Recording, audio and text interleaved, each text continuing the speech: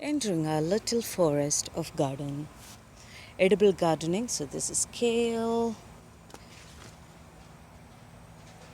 I forgot its name. It's fig. Sorry about that. Raspberries. Raspberries on is very invasive. And then we have a blueberry. We have the famous elderberries. Can you see the white flowers? And the elderberries in progress. Flowers, and then we have some pumpkins and some corn at the end and some cucumber as well at the end. We have our apple trees. The eggplants, I already harvested them for today. We have the super black beefsteak tomatoes out there. These are again some more eggplants.